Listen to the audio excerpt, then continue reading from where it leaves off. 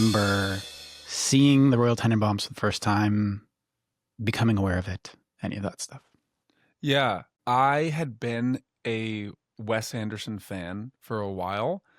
Um, and I think I saw it first in high school, Hmm. and something about the combination of the soundtrack and what he's doing visually just blew my mind. I didn't realize that someone could make something that felt so uniquely their own.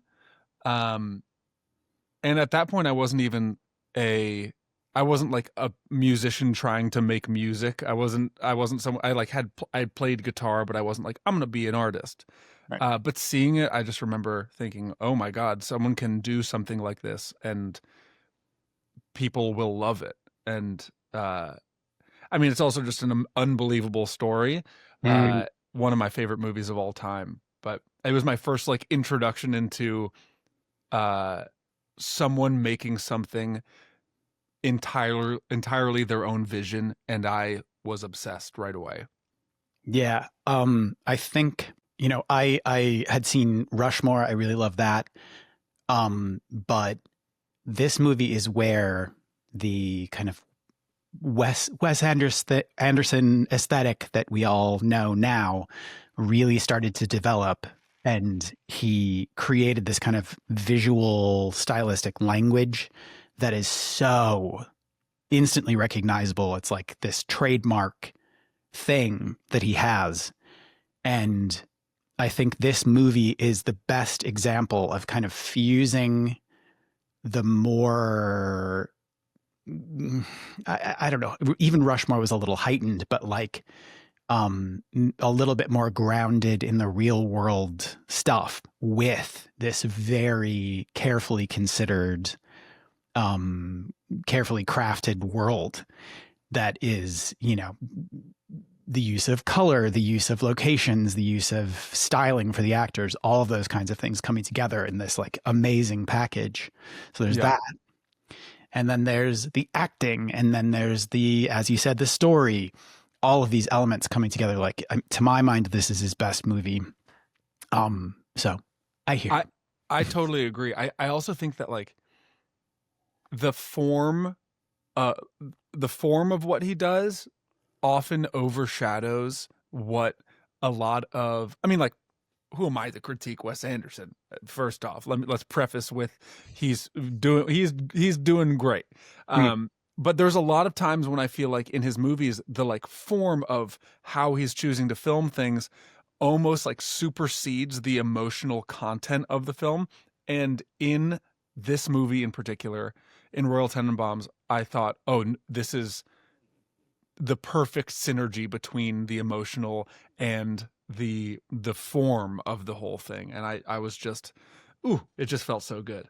Yeah, and I totally agree. I think this movie was both the beginning of this very clear style and kind of the end of it being something so unique. It was like he has become so dependent on that as like the foundation for everything that he does that sometimes I think the stories suffer because they play second fiddle to the whimsy of this world that he's Right. creating, and it's gotten more and more and more exaggerated where like the sets don't seem real anymore, the characters don't seem real. This is again just an opinion, We but should call him. We should let him know. yeah, yeah. I think there has to be some kind of intervention. And that's the thing that I always think is it's like, come on, buddy, you can push yourself to just do something a little bit different. Like we know you can do this,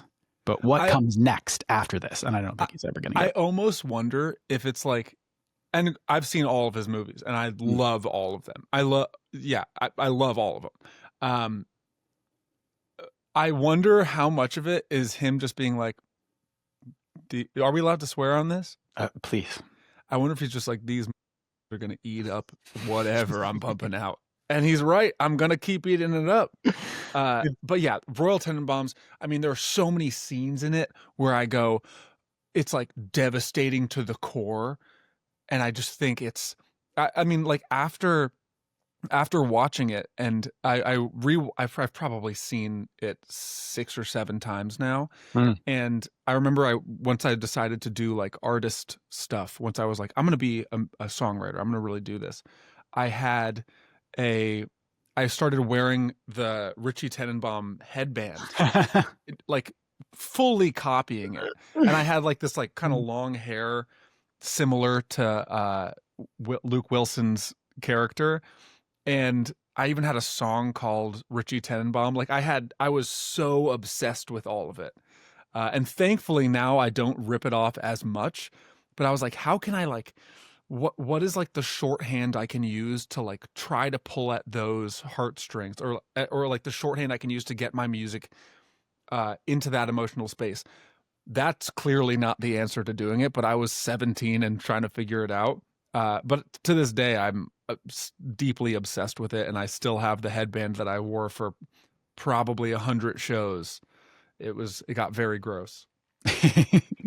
Yeah, the headband, like uh Gwyneth Paltrow, Margot's like black eyeliner, just these little touches that are so iconic and so easily identifiable. Ben Stiller's tracksuit. And I think because it was the beginning of that like hyper stylized thing, it felt very specific to this movie, and it felt like it's this family that is quirky and weird and has all these specific things about them, and it's like each child is in their own way a prodigy, and what they are wearing, how they style themselves kind of is a reflection of some element of that. And the balance of it is so great, and these characters are so well defined and so lovable. Like I watched it again last night, and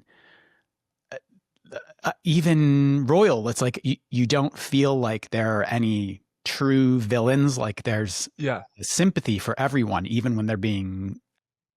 Yeah. I also think that there's something fun. I mean, I could talk about this movie forever. I think there's like a concept in world building, specifically in fantasy, where when you're making like a science fiction culture, you don't want to create something that's the species with hats. Like everyone in this species wears this hat, and that's the defining characteristic of this subset of people. And I think what Wes Anderson does is he kind of makes it that. Like everyone in Ben Stiller's immediate family, like his 2 kids, they're wearing the matching tracksuits. Like they're all, it's just, oh, if it's a son of the person that wears the tracksuit, they wear the tracksuit. That's how it goes. And I think there is something that's like so playful about that.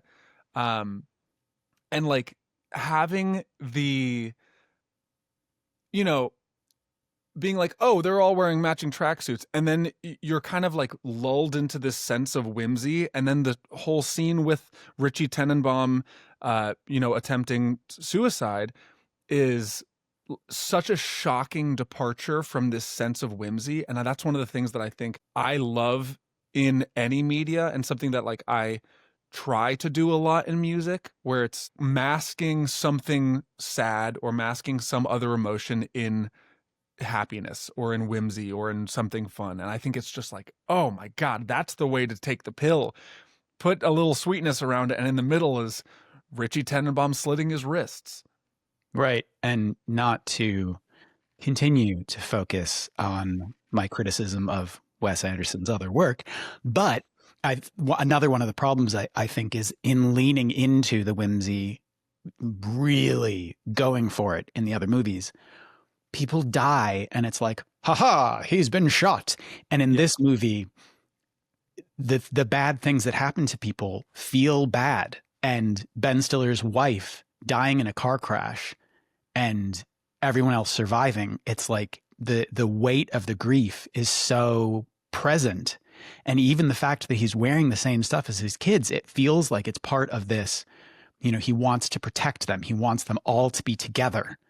And that line at the end when he finally connects with his dad in just the tiniest way, and he says, "I've had a rough year, Dad." It's just like, oh, I know.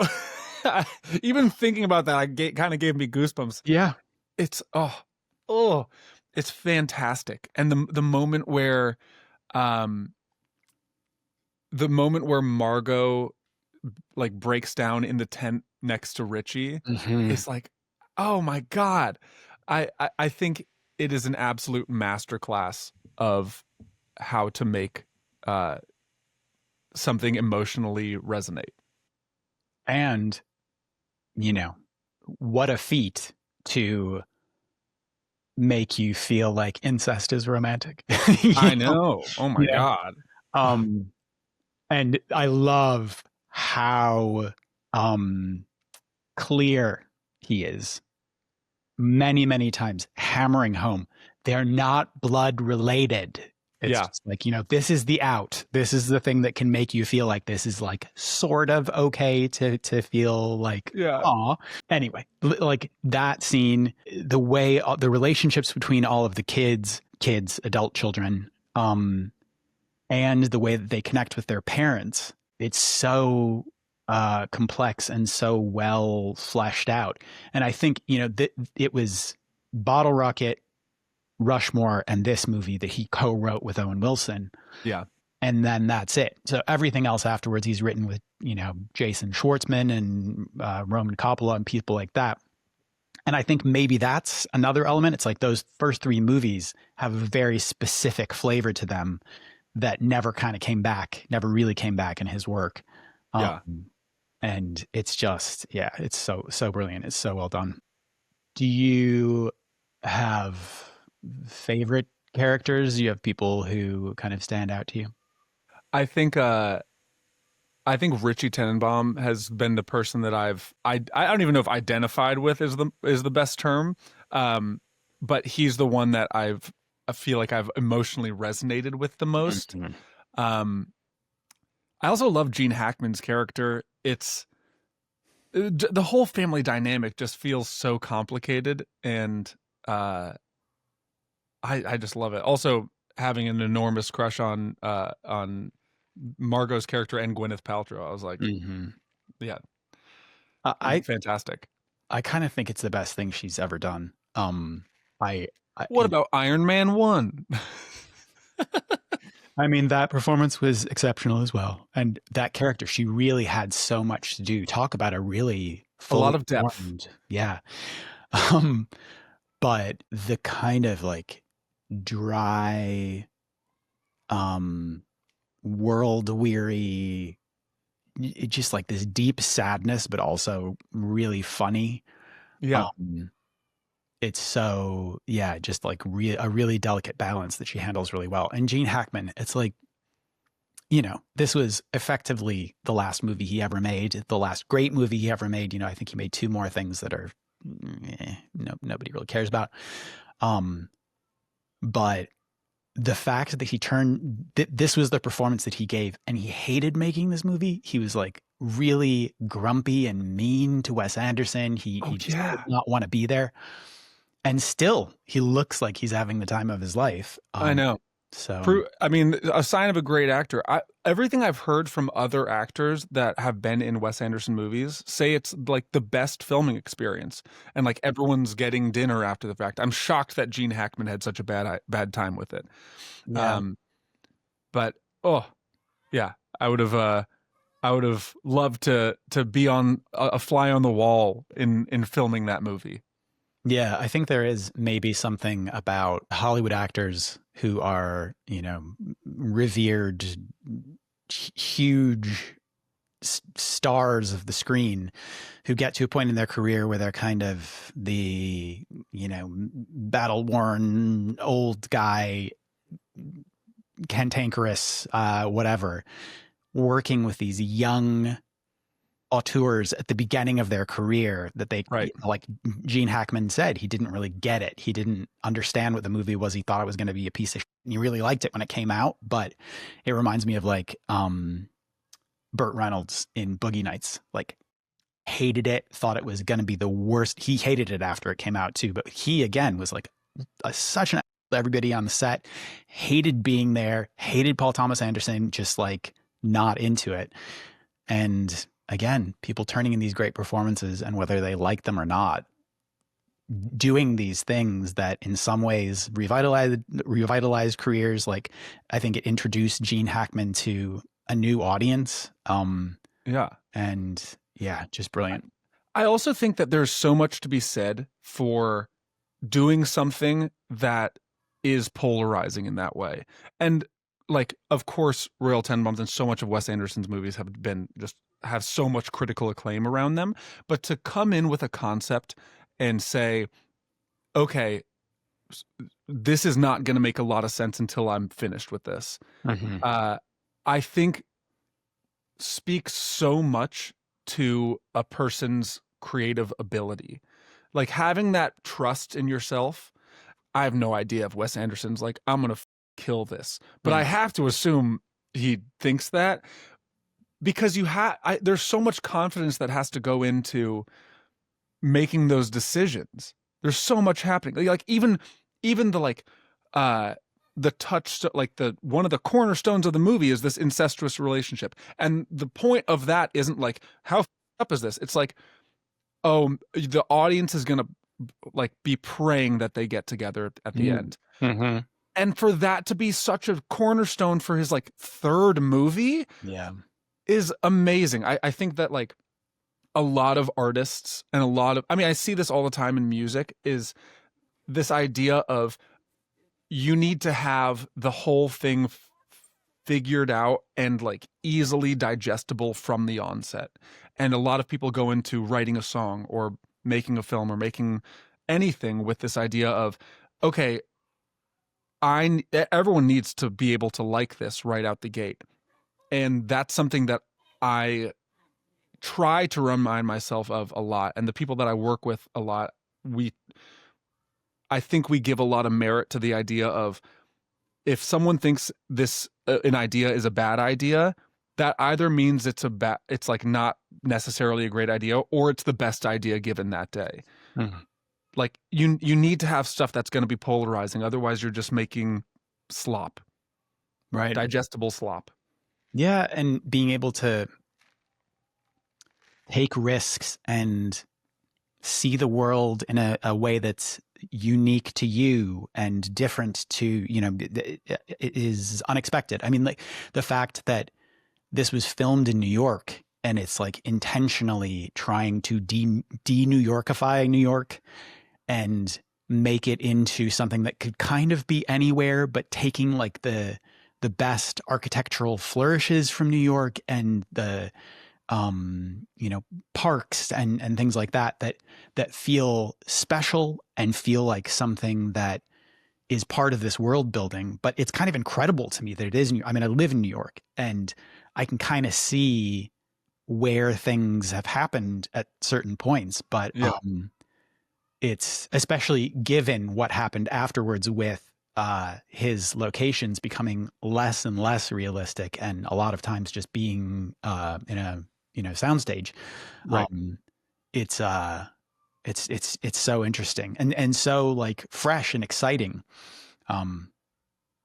Good job, Wes. He's been waiting for my approval and Yeah.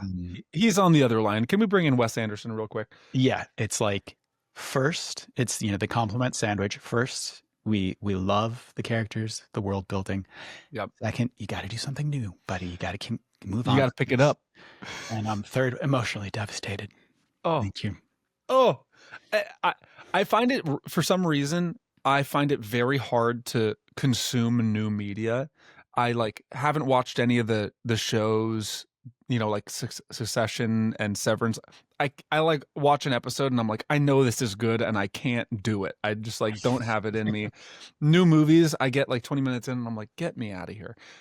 So the things that I like I tend to only watch stuff that I've already seen, which is not good. I wish I didn't do that. But so much of Wes Anderson's catalog is that for me. Like Grand Budapest, I watch fairly frequently. I've seen Life Aquatic a bunch of times. But there's something that is so returnable to his movies, I find. Yeah. Yeah. I wish I had that problem. I cannot stop watching TV and movies and it kind of ruins my life. Like when I think about all the things that I have queued up that I need to watch, it Like the stress is it's too much. There's too much content in the world. Everybody Yeah, needs to chill the out and leave me alone. I know Um it. yeah. But also I think the some of the signs of the whimsy to come that I really like in this movie, like Owen Wilson's character, is just like ridiculous, and he plays it so it's not quite straight, but it's like taking this character who could be so over the top and bringing him right down. And even the parts where he's like on drugs and doing crazy things, it's all very like, you know, like he's got a little secret and he's Yeah, in his mind going, but he's, yeah, yeah. yeah. I Um, love I love his. I think it's one of his last lines in the movie, and I'm probably gonna misquote it. Um, but when him and Ben Stiller are lying on the ground after the car crash, and he goes, "I think I need help," and it's just like the final realization. He does it so well, and like yeah, his whole character is so absurd. I think he plays that like a character that doesn't know how ridiculous he is mhm. so fun. And he does that. I think he does that like fairly frequently, like just this kind of filled with bravado, but like you can the like the glass pane between that and like the deep insecurity is razor thin. Uh, and like him sending the his report cards to the mother, I just think is it's amazing. Yeah. Yeah. And especially for a character who's like important, but definitely not the main focus of the movie, to just kind of be on the periphery. And every time he dips in, it's like you understand exactly what his place is in this family and what he wants from them. And yeah, it's so hilarious. He's another of my favorite parts of the movie. Oh yeah. I think the thing that like I've tried to there's been I've made a few music videos now, and the thing that I always like try to take from that is how particular he is with like how he lines up shots and how he uses colors. Mm. Um and like I'm kind of in the process of like figuring out the what those color schemes are for me, and like what how all that works in my own visual uh you know landscape, because it's easy to see that and take it, and then what comes out is like a very faux replication of what he does. And I think I see that all the time on social media, and with like kind of newer people that are trying to make film. um it's like you see someone being so unique and you go, oh, I want to be unique too, and you do their version of unique.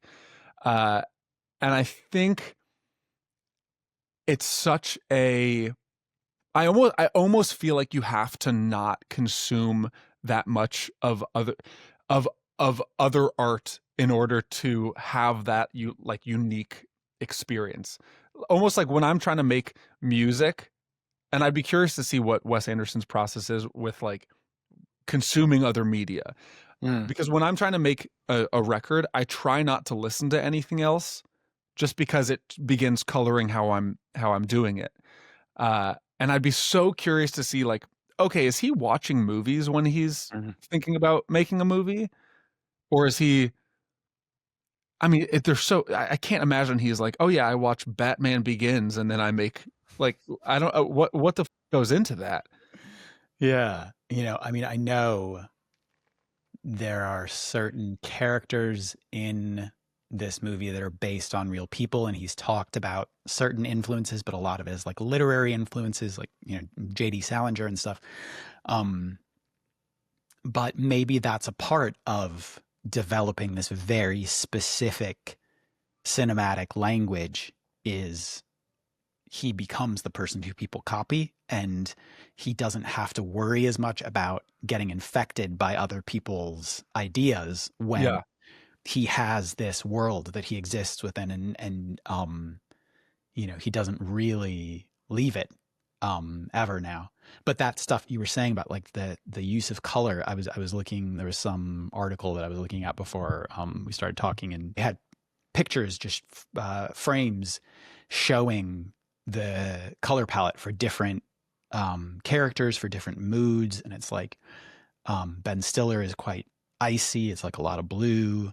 And for Luke Wilson, it's like orange and red and quite warm. Um, and I think he's gotten less and less subtle with those Yeah. color palettes. But this, it doesn't. It's not like you're watching the movie and constantly thinking that those things are happening, and you kind of have to pay attention to it. I think, at least on a first watch. But also framing, like, having this like perfect symmetry in some shots, things that where it's like, there's like the kids, Ben Stiller's kids, like leaning out the window to see Yeah. Gene Hackman, and the framing is just like perfect. Yeah. Um, It, yeah. it almost like some of it reminds me of like Scooby-Doo, like the way Yes. in which, like the classic bit of, three heads poking out from the side of a door. Like Mhm. it's so non-subtle. And I Mhm. think that like subtlety is so overrated, and people trying to make things and be like a little coy about it, that like hit people over the head with the emotion of it. And I like even the choice of using Elliott Smith in the that devastating scene is, it's such a shorthand for being like, oh, get ready to be so upset. Yeah. And I think that as like a tenet of creating, being like unabashedly willing to lean into that emotion or lean into whatever you're doing Mm. is so important. Uh, I think a lot of people try to stay cool with things, and inherently in this is my nonsense ramble. So inherently in art, the job is not cool. The job is to make something that makes people feel something. And that is a quote unquote cringy thing to do. To be cool through this is not the way to do it. I think what you have to do is lean so heavy into an emotion that it almost feels too far, and like it almost makes you want to pull back. And I think he does that so well, and I think there are a lot of musicians that do that so well. And oftentimes when I hear a song or see a movie that I don't connect with, it's because I feel like they are trying to be coy with that emotion, and that's not really what I'm interested in. Yeah. And the irony, of course, being that people who really let themselves go and throw themselves into things in a way that's like not worrying about whether they are cool, and not worrying if they, make a fool of themselves or whatever, just being really passionate and going for it. The irony being, that's cool. And it's Yeah. like, when you're not trying, when that's not the end goal, that's when the real magic can happen. It's like people really allowing themselves to be creatively free, and not worrying, not being self-conscious and worrying about like wanting to like reverse engineer a specific reaction. Yeah. Yeah. Don't reverse engineer anything. Yeah. Engineer Yeah. Yeah. Yeah. straight ahead engineering. Um, yeah, I think it's always the way to go. Something I've been talking a lot about with my two collaborators that I've been making music with for a little while now. This guy Daniel Lambaridis and Noah Tauscher. The way that we are trying to approach some of like the creative process is to find a topic or an emotion or something that resonates, that and we think of it as like a tree, and find one that is and try that is too big to wrap your hands around, and try to wrap your hands around it anyway. It's the like attempt to get all the way around a subject and falling short, where the art is. I mean, granted, I think Wes Anderson fully wraps his freaking arms around all of the trees he's going after. Yeah. But that is what he's going after feels so big emotionally while keeping the narrative kind of small. Like, it's just about a family. There's no explosions in it. But the topics here he's covering feel so big. And like thinking about, have you seen Darjeeling Limited? Mm-hmm. Yeah. Similarly, like it's about three brothers, but it's about so much more than that. It's about like dealing with the loss of a parent. It's about rekindling the feeling of family again. And to tell such a big story in such a small setting is pretty amazing. Yeah. And I think he does his best work when he pulls back from the hijinks and the international spy conspiracies and whatever. Like, Yeah. Again, I'm gonna stop on him now, but yeah, this movie I think really does a great job of exactly what you said, like small circumstances, big emotions. Oh my God. Yeah, and the soundtrack is fantastic in it. I think it opens with I want to say it's Ravel, the bum bum bum bum bum bum bum bum, the like overture that happens in the beginning of it just sets up the Whimsy so perfectly. Yeah. Oh my God, it's unbelievable. Yeah, and then going from like Simon and Garfunkel and Van Morrison, whatever, to like the song from Charlie Brown, it's like yeah, unbelievable. Again, good job, Wes. Good job, Wes Anderson. We'll add this to your report card, and keep up the good work. You've heard the criticisms, the areas of improvement, but yeah, he knows what he has to do. Yeah, good job. I think the excellent report card is a great place to finish up. Thank you so much. This has been so much fun. Two things: when people bring me things to talk about that I really love, it makes my job so much easier. I know you couldn't have known that, but that is part of the joy for me. And when people are really clearly able to articulate exactly what they love about the thing they want to talk to me about, again, it makes my job a lot easier. So both of those things have been present here, and I appreciate it. Well, thank you so much for talking to me. This is like the best form of a podcast. Like being able to, I do so many podcasts that are just like, what's a new record about? And it's like, that's cool. But being able to talk about something I really like, that's so much more fun. Yeah, I agree. Again, thank you so much. This has been really fun. Thanks for having me. Hey, do you want more conversations with incredible people talking about the movies and music they love? Then subscribe to the Spark Parade YouTube channel.